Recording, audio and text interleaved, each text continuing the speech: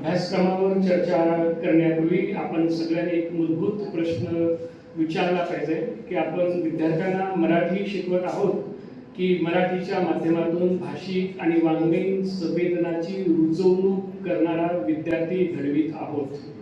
या प्रश्नाचा एक आपण प्रारंभ या चर्चेच्या अनुषंगाने केला पाहिजे.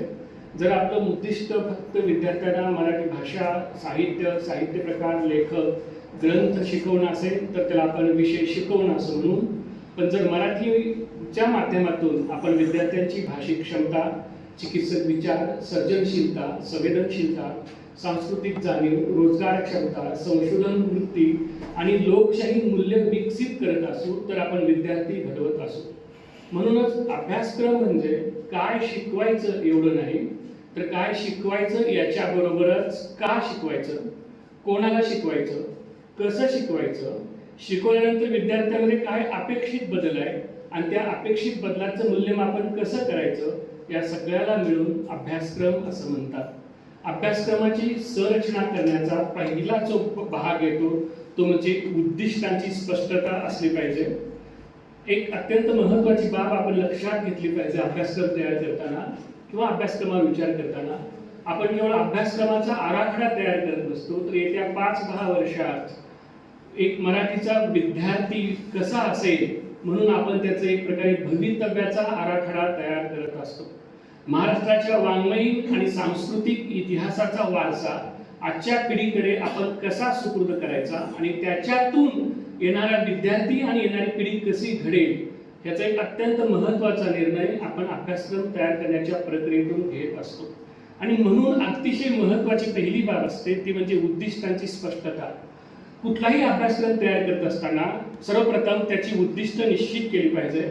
मराठीचा अभ्यासक्रम तयार करायचा असेल तर आपण स्वतःलाच विचारलं पाहिजे की विद्यार्थ्याला मराठी का शिकायची आहे, त्यानं पदवी संपेपर्यंत त्याला कोणत्या भाषिक क्षमता आत्मसात झाल्या पाहिजे, त्याला साहित्याकडे पाहण्याची कोणती दृष्टी प्राप्त झाली पाहिजे, त्याची अभिव्यक्ती क्षमता कशी विकसित झाली पाहिजे, त्याला रोजगाराच्या जगात मराठीचा उपयोग कसा करता आला पाहिजे, त्याच्यामध्ये संशोधनाची किमान प्राथमिक क्षमता तरी निर्माण झाली पाहिजे की नाही, त्याला डिजिटल माध्यम, तंत्रज्ञान, कृत्रिम बुद्धिमत्तेच्या युगात मराठीचा वापर करता आला पाहिजे का. आणि यातून महत्त्वाचं तत्व सुरू होतं ते म्हणजे अभ्यासक्रमाची सुरुवात केवळ घटकापासून नाही तर उद्दिष्टापासून झाली पाहिजे. आपण का शिकवायचं, अभ्यासक्रम का निर्माण करायचा, म्हणजे सुरुवात उद्दिष्टापासून झाली पाहिजे. दुसरी बाब आहे ती म्हणजे विद्यार्थी केंद्रित अभ्यासक्रम असला पाहिजे. आपला पूर्वीचा अभ्यासक्रम हा अध्यापक केंद्रित, शिक्षक केंद्रित होता. म्हणजे शिक्षक शिकवायचे, विद्यार्थी ऐकायचे, नोट्स काढायचे, परीक्षा घेतल्या जायच्या, पेपर तपासले जायचे आणि निकाल जाहीर केला जायचा. आज ही पद्धत पुरेशी नाही. विद्यार्थी एक प्रकारे माहितीच्या महासागरात जगत असतो, डिजिटल तंत्रज्ञानाचा वापर करत असतो, भाषेच्या वेगवेगळ्या प्रयोगाच्या संपर्कात असतो, सामाजिक माध्यमावर संवाद साधत असतो, रोजगाराची वेगवेगळी क्षेत्र त्याला माहीत असतात आणि म्हणून पारंपरिक वर्गखोऱ्यांच्या बाहेर जाऊन विद्यार्थ्याला जे जग माहीत झालेलं आहे ते आपल्याला अभ्यासक्रमात आणि आपल्या अध्यापनात आणता आलं पाहिजे.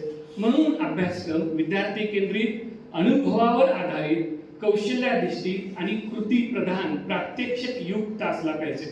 विद्यार्थ्यांनी केवळ कविता वाचू नये किंवा कवितेचा भावार्थ सांगू नये किंवा आपण जो म्हणतो की कवितेचा आशय सौंदर्य स्पष्ट करा अशा स्वरूपाचे प्रश्न असू नयेत, तर त्याला कवितेचा अर्थ लावता यावा, कवितेवर चर्चा करता यावी, कवितेचं सादरीकरण करता यावं, कवितेवर समीक्षा लिहिता यावी आणि शक्य झालं तर त्याला स्वतः कविता लिहिता यावी. यालाच आपण लर्निंग बाय डुईंग, कृतीनं शिक्षण असं म्हणतो. आणि असा अभ्यासक्रमाचा एक आधार असला पाहिजे. अभ्यासक्रमात संरचनेचं तिसरं सूत्र असतं की ज्ञान, कौशल्य आणि मूल्य यांचा समावेश अभ्यासक्रमात झाला पाहिजे. मराठीच्या अभ्यासक्रमात ज्ञान म्हणजे भाषेची सगळी माहिती, साहित्य प्रकार, साहित्याच्या सगळ्या संकल्पना, वाङ्मय प्रकाराच्या संकल्पना, साहित्याचा इतिहास, भाषा विज्ञान, समीक्षा, संस्कृती यांच्या एक मूलभूत संकल्पनांचं ज्ञान विद्यार्थ्यांना झालं पाहिजे. कौशल्यामध्ये भाषिक कौशल्याबरोबरच जे आधुनिक संवाद कौशल्य, डिजिटल तंत्रज्ञानाची कौशल्य येत आहेत आणि त्याच्या उपयोजनाची कौशल्य विद्यार्थ्यांना आली पाहिजे. आणि मूल्यामध्ये किमान संविधानिक मूल्य विद्यार्थ्यांच्यामध्ये रुजली पाहिजे. म्हणून मराठीच्या आदर्श अभ्यासक्रमासाठी ज्ञान, कौशल्य आणि मूल्यांनी युक्त आदर्श विद्यार्थी घडवणं हे अभिप्रेत आहे. चौथा जो मुद्दा आहे तो म्हणजे भाषिक कौशल्यांना केंद्रस्थानी ठेवणं. मराठी विषयाच्या अभ्यासक्रमात भाषा हा पाया आहे, पण अनेकदा मराठी शिकवणं म्हणजे साहित्य शिकवणं असं आपण मानतो. खरं तर यापूर्वी किंवा अगदी साधारण 20-25 वर्षापूर्वी तर मराठीचा अभ्यासक्रम म्हणजे साहित्याचा अभ्यासक्रम असंच होतं.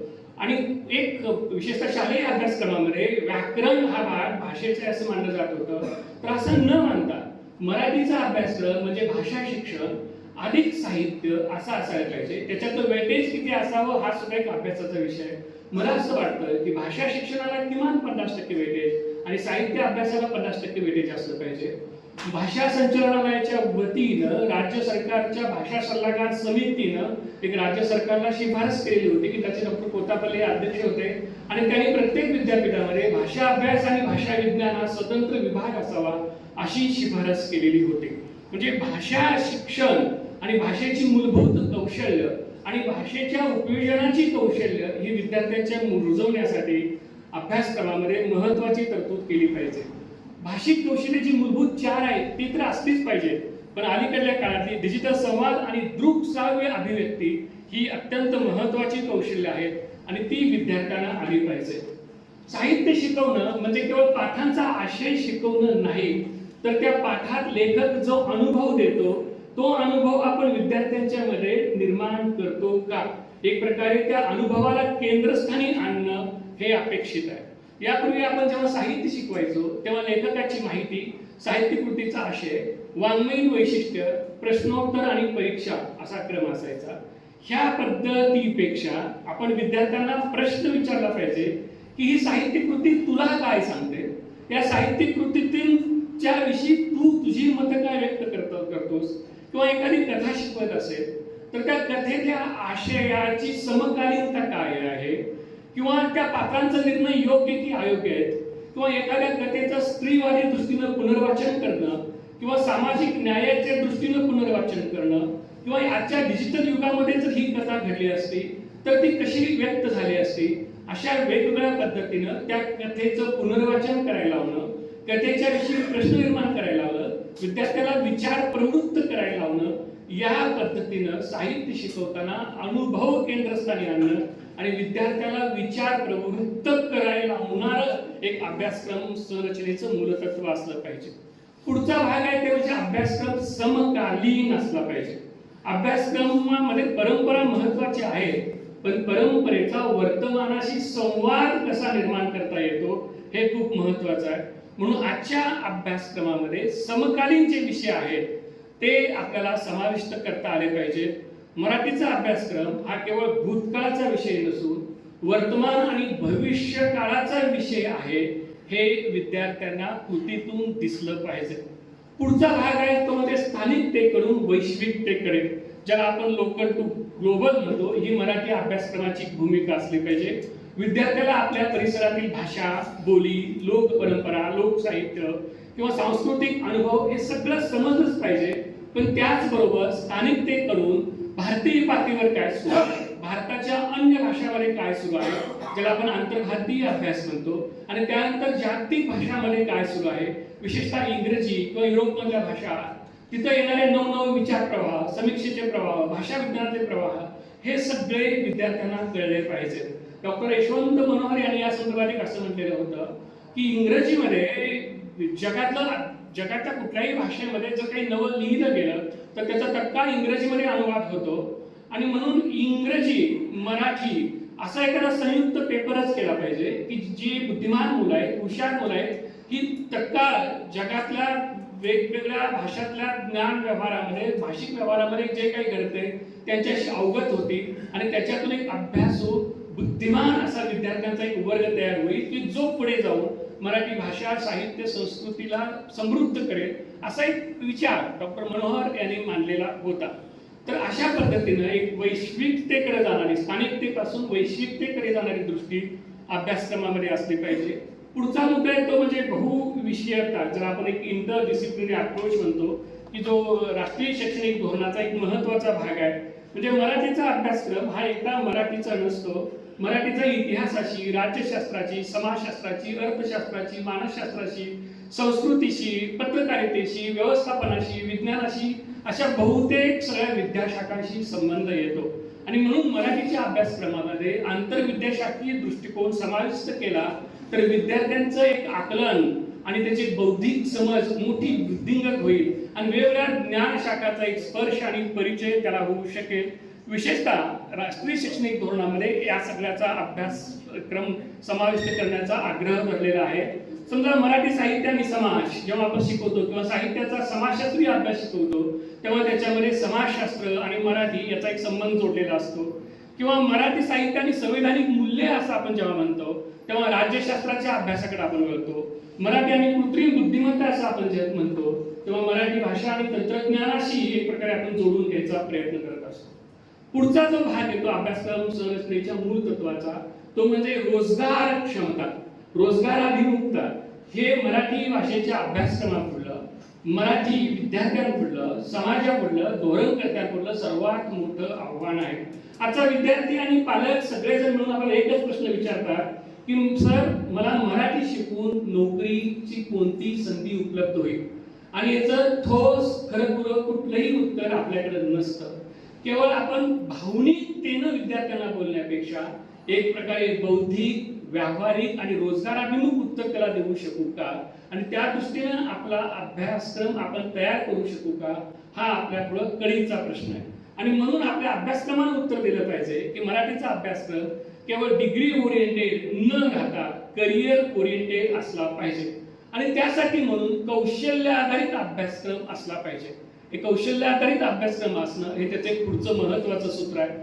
प्रत्येक घटक अभ्यासक्रमाला लावताना विशेषतः कौशल्याचे जे कोर्सेस आहेत, आपल्याकडे स्किल इन्हान्समेंट कोर्स हे 2 क्रेडिटचे कोर्स आलेले आहेत किंवा व्होकेशनल स्किल कोर्स आलेले आहेत.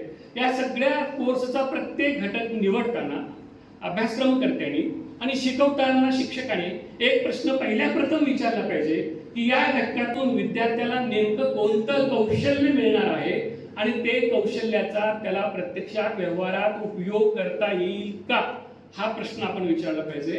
आणि याचं जर उत्तर आपण सकारात्मकपणे देऊ शकलो आणि प्रत्यक्षात विद्यार्थ्यांमध्ये ते वर्तन बदल झालेले दिसले तर तो अभ्यासक्रम सफल होईल.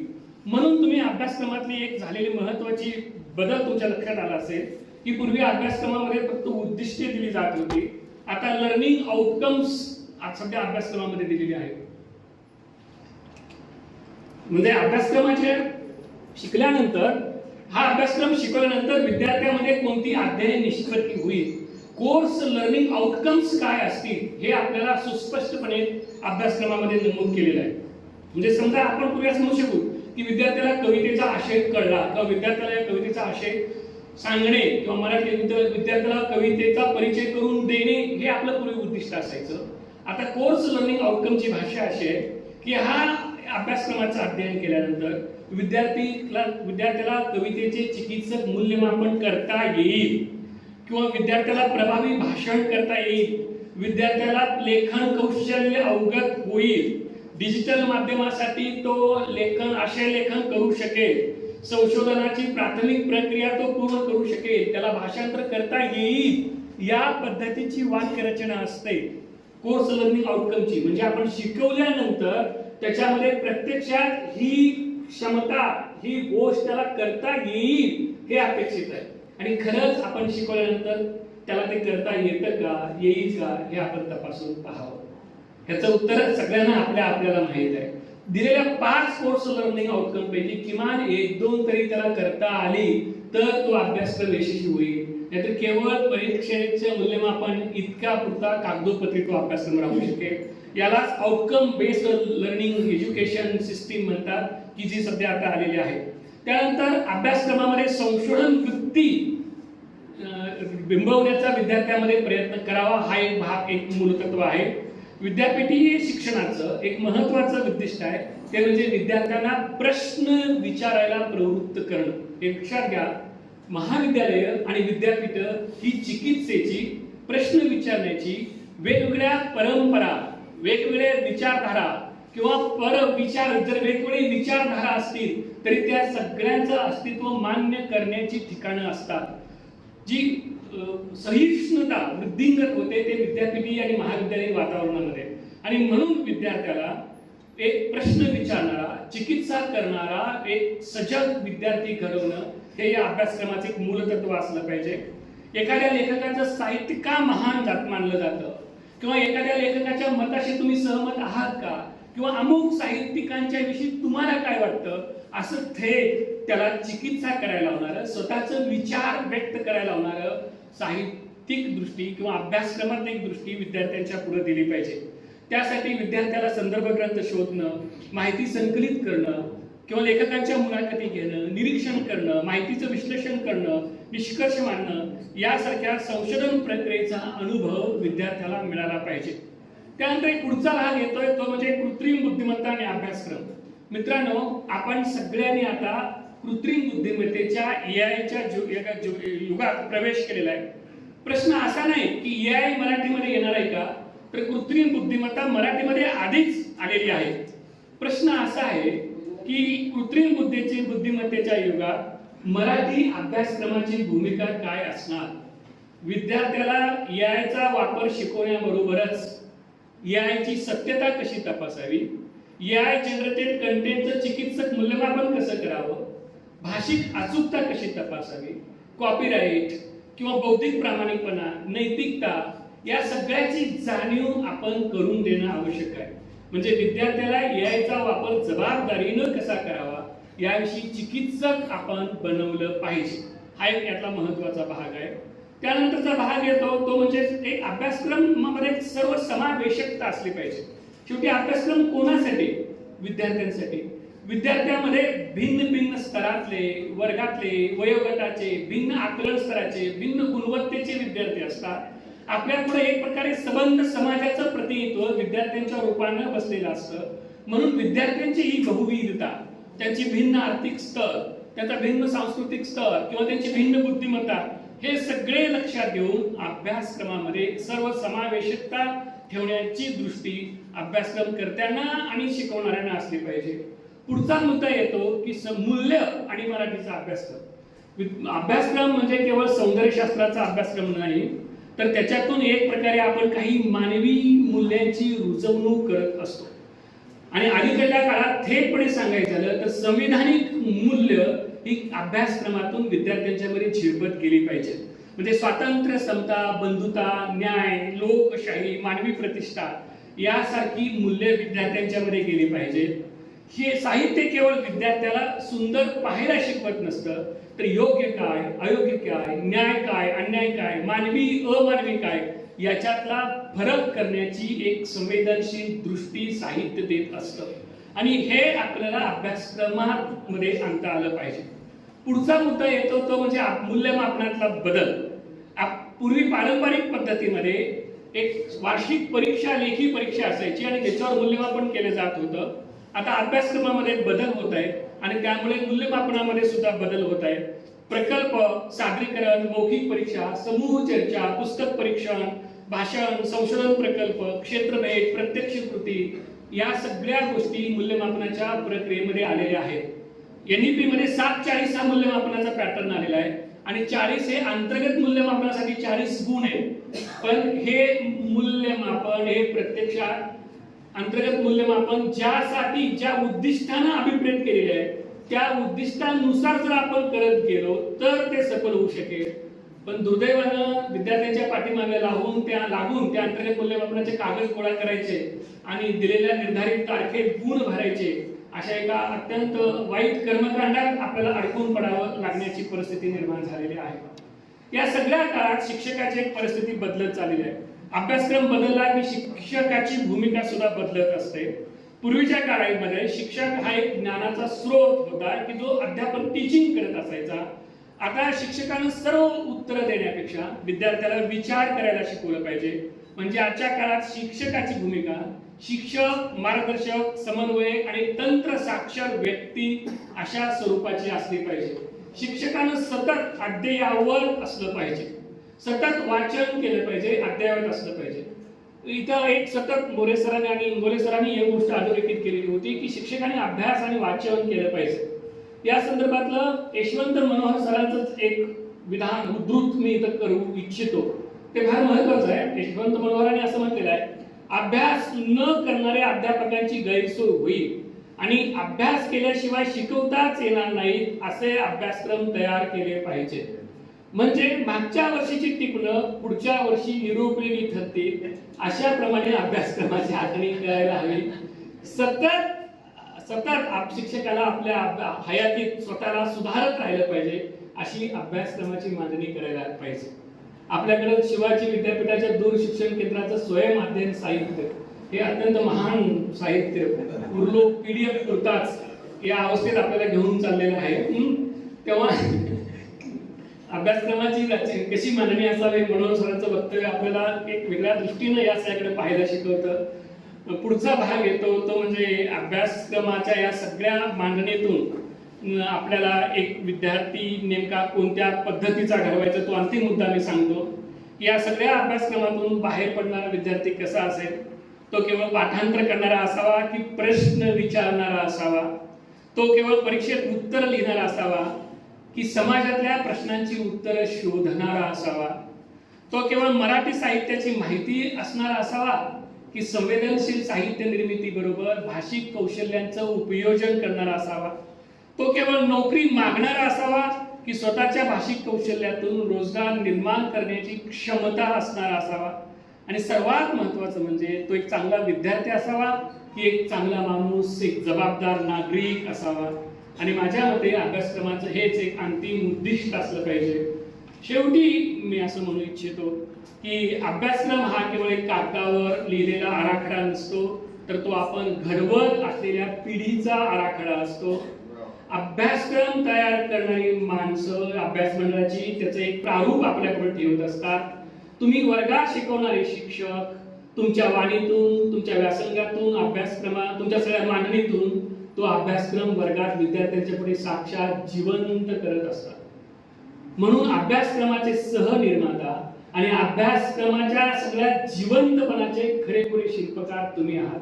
अभ्यासक्रम चांगला किंवा वाईट नसतो, शिकवणारे शिक्षक कोणत्या पद्धतीने अभ्यासक्रम शिकवतील याच्यावर त्या अभ्यासक्रमाचं यश अपयश अवलंबून असतं. म्हणून आपण केवळ मराठी शिकवताना केवळ भाषा आणि साहित्य शिकवू नये, तर मराठीच्या माध्यमातून विचार करायला, प्रश्न विचारायला, व्यक्त व्हायला, सर्जन करायला आणि समाजाशी संवेदनशीलपणे कसं जोडलं जायचं हे विद्यार्थ्यांना शिकवलं पाहिजे. आणि हीच आधुनिक मराठी अभ्यासक्रम संरचनेची खरी गरज आणि खरी दिशा आहे असं मला वाटतं. धन्यवाद.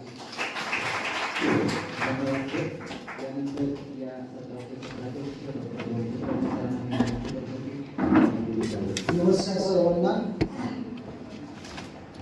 मराठी अभ्यासक्रम संरचनेची मूलतत्वे आणि अध्यापन पद्धती या विषयावर सुरू असलेल्या चर्चासत्रामध्ये